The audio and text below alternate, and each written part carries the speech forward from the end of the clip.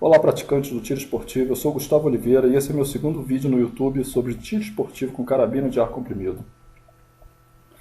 Dessa vez eu venho mostrar para vocês a minha experiência a respeito da limpeza da carabina de ar comprimido. Existem muitas opiniões diferentes a respeito do tema, de pessoas experientes inclusive, e talvez seja por isso que a gente não vê muitos vídeos demonstrando o procedimento completo. As divergências são várias sobre qual lubrificante ou protetor utilizar nas partes metálicas, internas e externas, sobre se é certo ou errado aplicar produtos no interior do cano e dos mecanismos, sobre a forma correta de usar as escovas, sobre o que deve ser usado na madeira, nas borrachas e nos polinhos. Inclusive eu vi num site que foram enviados e-mails para vários fabricantes de carabinas solicitando que indicassem como deve ser feito o procedimento de limpeza e as informações dos fabricantes divergiam em vários pontos. Tudo isso, além de gerar dúvidas, acaba desencorajando a gente de fazer um vídeo a respeito do assunto, porque ninguém quer que seu vídeo seja uma fonte de informações duvidosas, né? Mesmo assim, resolvi fazer esse vídeo sem qualquer pretensão de garantir para vocês ou de convencê-los de que essa é a melhor forma de se fazer a limpeza. Eu decidi apenas mostrar aqui a forma e os procedimentos que eu julguei serem os mais convenientes e eficazes de acordo com as pesquisas que eu fiz. São apenas opiniões minhas, né, e passíveis de serem questionadas por qualquer pessoa que apresente razões mais consistentes do que aquelas que me convenceram a essas opiniões. Então vamos lá, antes de fazer a limpeza propriamente dita, vamos abordar por partes as questões que nos causam mais dúvidas. De cara, o tema mais polêmico: devo usar lubrificantes ou protetores no interior do cano? Bem, os lubrificantes, né, servem para proteger contra a ferrugem, mas normalmente são compostos à base de óleo mineral. Esses óleos, quando são aquecidos, podem gerar o temido efeito diesel, que é prejudicial ao equipamento. E o aquecimento do cano sempre vai ocorrer com os disparos. Então o que usar? Há quem diga que o famoso WD-40 não gera efeito diesel. Olha, eu até vou mostrar para vocês aqui que eu usei esse produto para limpar uma Rossi de 1976, que nunca tinha sido limpa, e que só as escovas não foram suficientes para retirar o chumbamento.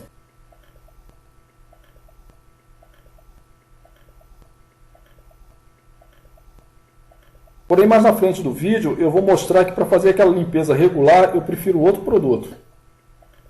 Mas vamos explorar mais um pouco sobre o WD-40, já que ele é tão famoso, né?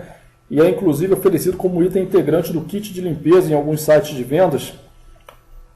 Bem, o WD-40 é um produto que, na minha opinião, ele merece respeito, seja pela sua diversidade de aplicações, seja pela sua consolidação no mercado. Eu gosto muito de usinagem, já usei o WD-40 em várias situações, mas nunca tinha experimentado em rifles. Acho que ele é realmente eficiente na proteção contra ferrugem, como o próprio nome sugere, né? WD significa repelente d'água, ou na tradução ao pé da letra, deslocamento d'água, water displacement. E o número 40, para quem tem curiosidade de saber, é porque seu inventor teve sucesso na 40ª tentativa de elaboração da fórmula. Também por curiosidade, acabei vendo na internet que ele é a terceira marca mais conhecida no mundo, ficando atrás apenas da Coca-Cola e do McDonald's.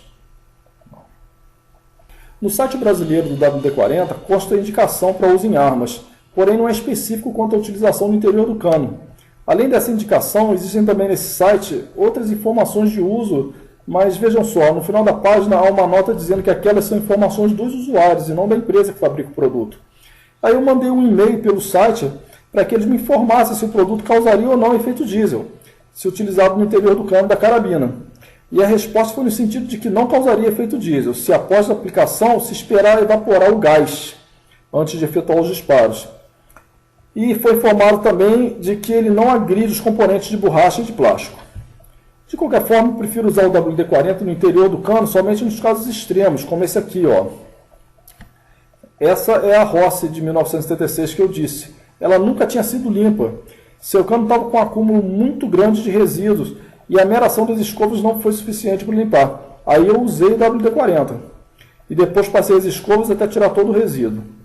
Nos casos de limpeza regular, em que o cano não está com aquele acúmulo de resíduos, eu verifiquei nas minhas pesquisas que existem duas opiniões.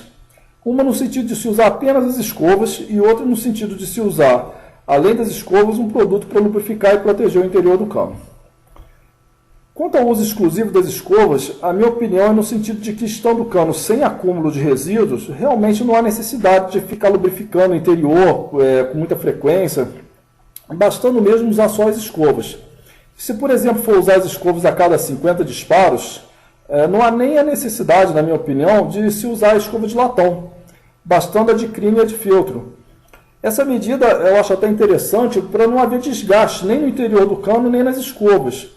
É claro que mesmo se usando a escova de latão, o desgaste no cano é praticamente inexpressivo, porque o material da escova, no caso o latão, é mais macio do que o material do cano, que é uma liga de aço. Dessa forma, não é a escova que risca o cano, e sim o contrário, né? Por isso que a escova se desgasta mais que o cano.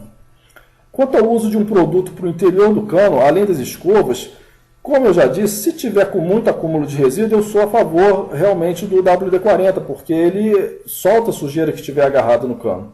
Agora, se não tiver acúmulo de resíduo, eu penso que o produto mais conveniente, gente, é o spray de silicone. Esse produto, segundo o que se vê na internet, tem características que fazem dele um produto mais indicado como protetor e conservador das partes metálicas, das partes de borracha, de plástico ou de polímero. Ele é um composto que tem o silício na sua cadeia química principal e a promessa do produto é que ele é capaz de lubrificar, impermeabilizar, repelir a umidade e evitar ferrugem. Então, a vantagem dele sobre os lubrificantes à base de óleo mineral está na sua composição e nas suas características, que são as seguintes, segundo o que se vê na internet. De cara, uma que muito nos interessa, né? Ele não contém óleo mineral, portanto não vai causar o efeito diesel. Ele é quimicamente inerte, tem estabilidade térmica, é atóxico, é resistente à oxidação, protegendo contra ferrugem, e assim como o WD-40, ele é hidrorrepelente, ou seja, não deixa acumular água e nem umidade. E é antiaderente, o que significa que na superfície onde ele é aplicado, forma-se uma proteção onde a sujeira não agarra. Agora, olha só, o importante é conseguir um spray de silicone puro, porque spray de silicone que tem cheiro, perfume, a gente deve atentar para a possibilidade de ser uma forma de disfarçar um solvente ali misturado no produto. Então, gente, por tudo que lhe respeito, acabei considerando esse o produto mais apropriado. Nas partes metálicas externas, o que aplicar? Nessas pode-se usar o spray de silicone ou mesmo o óleo mineral, seja o WD-40 ou o óleo que vem com kit de limpeza, porque nas partes externas não vai ocorrer o efeito diesel. Além do mais, a quantidade usada é muito pequena. E eu não aplico diretamente no metal, aplico num tecido e depois passo o tecido na parte metálica externa. Um tecido que eu considero ser bom para essa finalidade é o de uma meia fina, porque não solta fiapos. E esse procedimento de primeiro aplicar o produto no tecido e depois o tecido no equipamento, eu acho ele muito conveniente, seja para qualquer parte do equipamento, né? E usando o produto adequado para cada parte. Nas partes internas do sistema, eu não mexo porque a lubrificação que vem de fábrica já é suficiente para durar por muito tempo. Se após vários anos de uso eu achar que é necessário, aí eu mando para o armeiro para ele desmontar, limpar e refazer toda a lubrificação. Por fim, a limpeza da coronha. Em relação à coronha, gente, o que eu vou dizer agora é a opinião da maioria dos que relataram suas experiências em sites, vídeos e artigos, ok? Então vamos lá. Se a coronha é de polímero, o melhor a se usar é o spray de silicone. Agora, se ela é de madeira, aí existem três situações. Se a madeira é envernizada, se a madeira é pintada ou se ela é apenas encerada. Se é envernizada, pode-se usar um lustramóveis ou mesmo a cera. Aí as pessoas não foram específicas se era cera líquida ou sólida, mas eu prefiro mesmo o lustramóveis. Se é pintada, deve-se usar apenas um pano seco. Se precisar tirar alguma mancha, pode-se usar uma esponja macia, levemente umedecida. O lustramóveis não, porque pode manchar a pintura. Agora, se a coronha é apenas encerada, a gente a princípio pensa que pode então passar mais cera, né? Mas é justamente o contrário. Não se deve passar mais cera na madeira que já foi encerada, porque ela foi encerada na medida certa para ficar preservada. E se for adicionado mais cera, isso poderá entupir os poros da madeira e deixá-la ressecada futuramente. Então, o melhor a fazer em relação às coronhas que já vêm enceradas de fábrica é aplicar o lustramóvel, mas apenas ocasionalmente. Isso porque a cera já protege bem a madeira. Bem, exposta toda essa parte teórica, vamos para a prática. Aqui eu tenho uma Springer de cano simples, que é aquela Ross de 1976 que eu mostrei na foto. Ela é de uma amiga que me confiou a restauração da coronha, só precisou ser lixada e envernizada, e agora me emprestou para poder fazer essa demonstração para vocês. E aqui eu tenho a minha Underlever, que é uma carabina de cano fixo.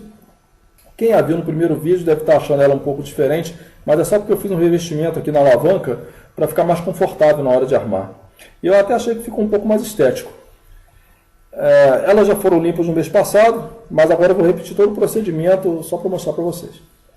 O procedimento é basicamente o mesmo para os dois rifles. A única diferença é que na Underlever as escovas têm que ser introduzidas pela frente, porque o sistema de alimentação impede que seja por trás, além de outras cautelas que eu vou mostrar mais à frente aqui no vídeo.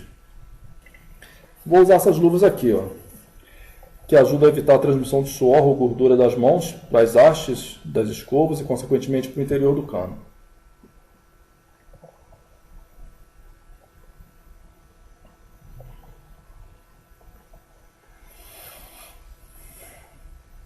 Eu prefiro fazer a limpeza com a carabina desarmada, ou seja, com a mola descomprimida. É uma medida de segurança. Por isso eu não levo o cano até embaixo, então procuro proteger os mecanismos isolando-os com filme plástico, daqueles de cozinha mesmo. Ó. A gente faz a quebra do cano sem armar e coloca o filme aqui. Ó. Pronto, está isolado. Vamos começar a limpeza. Só comentar com vocês que eu vi 2 vídeos que demonstravam métodos diferentes de limpeza usando-se um fio de nylon. O primeiro demonstrava o uso do fio com um pequeno chumaço de algodão e o segundo com um PET, que é um pedacinho de pano. Nos 2 casos deve-se ter cuidado para que o fio não fique raspando no interior do cano. Eu achei até interessante, mas acabei mesmo optando pelo método tradicional das escovas, que na minha opinião resolve bem o problema. Então vamos lá. Esse aqui é o kit que vem com as hastes rosqueáveis e as escovas. Vem também com esse óleo que, como disse, se tiver de usar, só vou fazê-lo nas partes metálicas externas. No interior vou usar o spray de silicone. Então primeiro mede o comprimento do cano para ver quantas varetas serão necessárias. Nesse caso aqui, ó, 2 já bastam. Então é só encaixá-las e encaixar também a primeira escova, que é a de latão. Ao encaixar, não aperte muito para não empenar as hastes. Quanto mais retas, melhor, para não esbarrar no interior do cano. Nesse caso aqui, ó, como eu disse para vocês, eu nem usaria escova de latão, porque as carabinas já foram limpas no mês passado. E agora só precisariam de uma daquelas limpezas regulares, em que eu usaria apenas escovas de crina e de filtro. Vou usar todas aqui só para mostrar. Quem quiser ter aquele cuidado, né, aquele capricho mesmo, pode ainda colocar aqui no O-ring, no O-ring de vedação, uma fita crepe furada para evitar que os resíduos caiam na borracha. Vou fazer isso aqui, ó.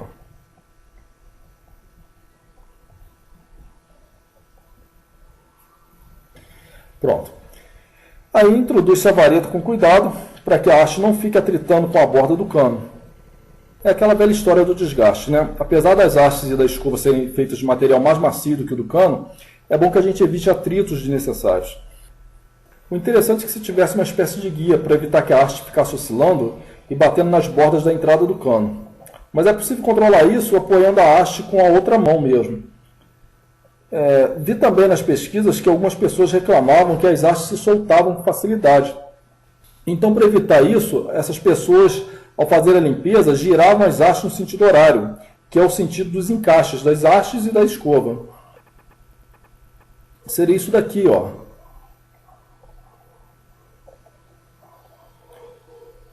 Tanto para empurrar a escova quanto para retirá-la.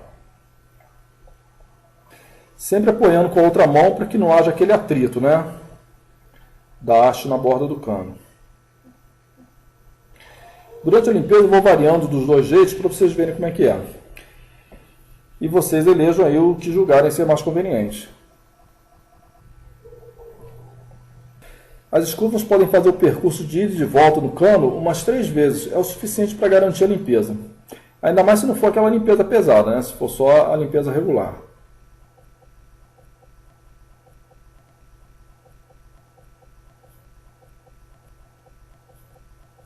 Ao retirar a escova do cano, você deve tirar o excesso de sujeira dela. Isso pode ser feito com uma escova de dente, como essa daqui, ó. Já fica separada só para essa finalidade. Aparecendo a sujeira, depois de limpar, você repete o procedimento. Senão já pode passar para a próxima escova. Quando limpei da primeira vez e tirei todo aquele excesso de sujeira, eu tive mesmo que lavar a escova. Tive que lavar a escova de latão e depois secou, passei novamente e ainda tive que repetir o procedimento pela 3ª vez.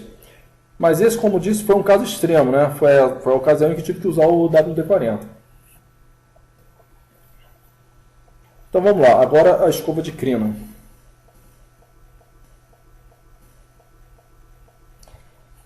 Dá uma limpezinha aqui na haste, se for necessário. Fazemos o mesmo procedimento, introduzindo de forma direta ou girando, se você verificar que as hastes estão querendo se soltar. No final, a gente vai limpar a escova e as hastes e repetimos o procedimento se for necessário.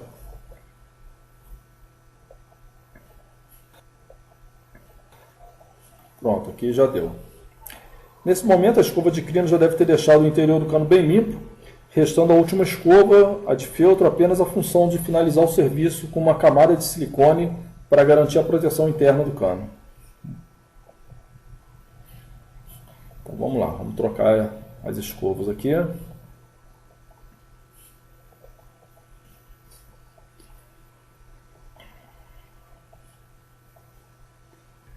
Primeiro passo a escova de feltro seca para confirmar a limpeza.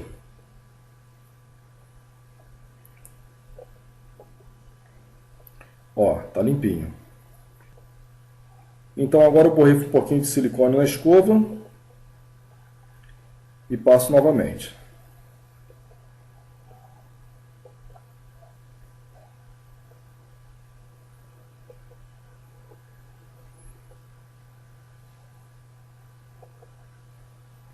Pronto, finalizamos a limpeza interna do cano.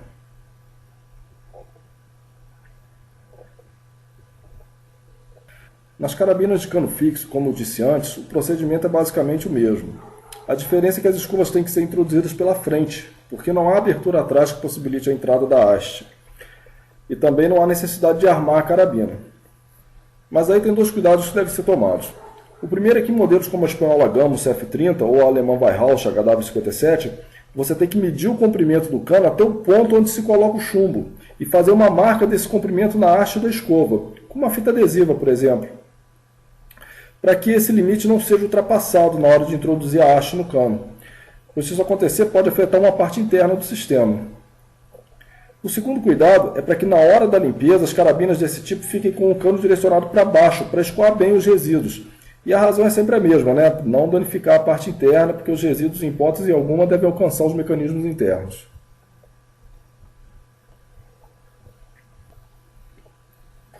Nos modelos de cano fixo, como essa aqui, ó, a Fixar, bem como as suas similares, né, a Ban, a Armais, a Xangai, etc., também é possível fazer a limpeza com ela desarmada, usando-se o mesmo método de medir o comprimento do cano e fazer uma marcação na haste das escovas.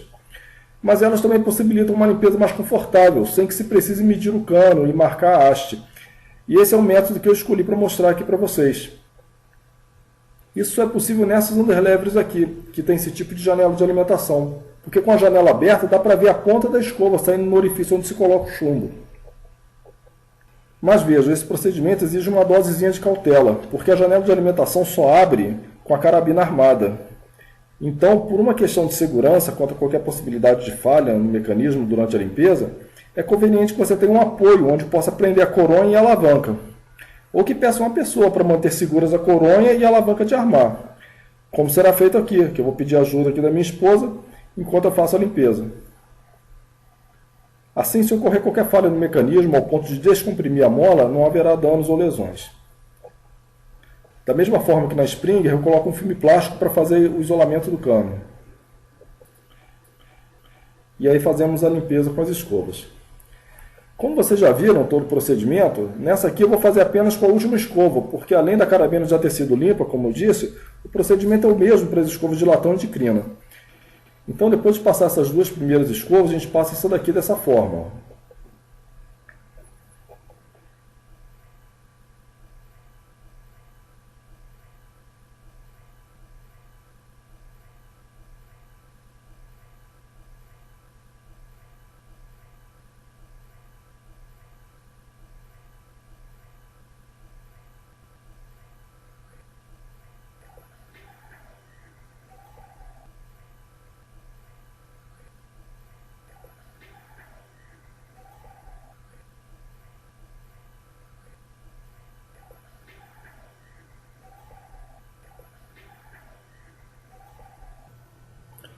Agora eu sou obrigado a disparar, porque esse rifle aqui não aceita outra forma de ser desarmado. Vou municiar. A janela aqui da minha casa dá para uma área aberta, já vi que não tem ninguém. Então vamos ao disparo.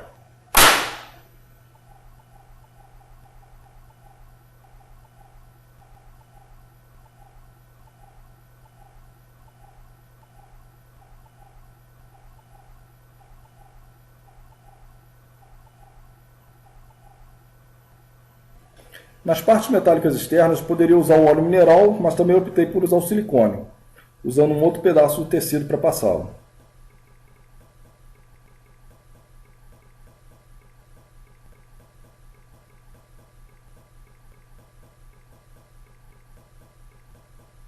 E também uso silicone nos plásticos e polímeros, com outro pedaço de tecido.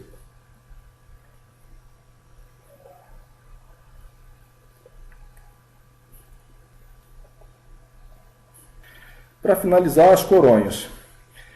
Nessa aqui, que é pintada, eu uso apenas o pano seco. Se tivesse alguma mancha, poderia usar uma esponja umedecida e depois o pano seco.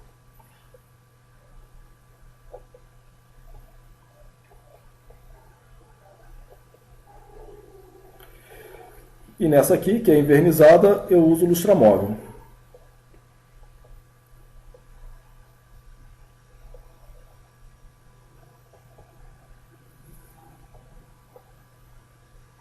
Pronto, está finalizada a limpeza. Desculpem aí por eu fazer um vídeo tão longo, mas é que a tentativa foi de levar a vocês toda a informação que eu pude reunir. Se você gostou, dá um clique aí no gostei para eu saber se esse vídeo foi útil para você. Um abraço.